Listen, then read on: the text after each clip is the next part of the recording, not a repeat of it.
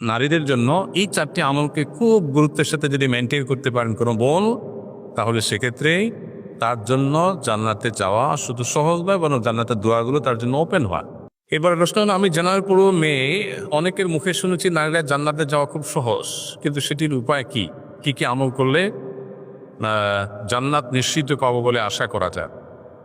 দেখুন, আল্লাহ রাব্বুল কাছে জান্নাতের আশা করতে পারেন বেশ কিছু আমলের মাধ্যমে। কমন কথা এক্ষেত্রে কোরআন ও সুন্নাহর অনুসরণ, আল্লাহ তাআলা রাসূল যা যা করতে বলেছেন এগুলো করলেই জান্নাতের আশা করতে পারে। কিন্তু মেয়েদের জন্য, নারীদের জন্য, মহিলাদের জন্য জান্নাতে যাওয়ার পথটা তুলনামূলক পুরুষদের থেকে সহজ। কেন সহজ? পুরুষ হালাল হারাম উপার্জন করতে গিয়ে হালাল হারাম মেনটেন করা লাগে, নারীর সেই দায়িত্বটা নাই। এরকম আরো বহু ইস্যু আছে যেগুলো পুরুষের উপরে বর্তায়, মেয়ের উপরে বর্তায় না, তাহলে তাদের জান্নাতে যাওয়ার পথটা সহজ। তারপরে নবী সাল্লাল্লাহু আলাইহি ওয়াসাল্লাম 4টি আমলের কথা বলেছেন নারীদের জন্য। এই 4টি আমলকে খুব গুরুত্বের সাথে যদি মেনটেন করতে পারেন কোনো বোন, তাহলে সেক্ষেত্রে তার জন্য জান্নাতে যাওয়া শুধু সহজ নয়, বরং জান্নাতের দোয়াগুলো তার জন্য ওপেন হয়।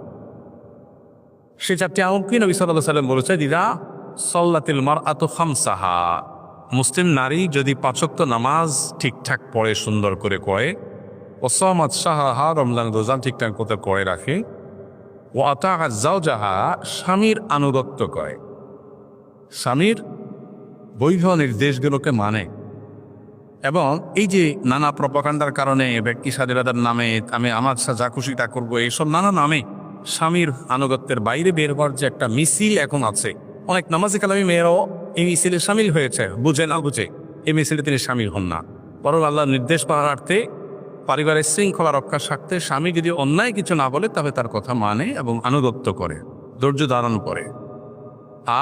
ওয়াহাফিজাত ফারজাহা, নিজের সম্ভ্রম রক্ষা করে, চরিত্রে হেফাজত করে, পর্দা পুশিদার সাথে চলে। এই 4টা কাজ যদি করে, তাহলে এই নারীর জন্য জান্নাতের 8টি দুয়ারের যে কোনোটিতে প্রবেশ করা সুযোগ ওপেন হয়। তো এই জন্য একজন বউ এই বিষয়গুলো খুব গুরুত্বের সাথে আমল করা উচিত এবং জান্নাতে যাওয়ার প্রতিযোগিতা তার এগিয়ে যাওয়া উচিত।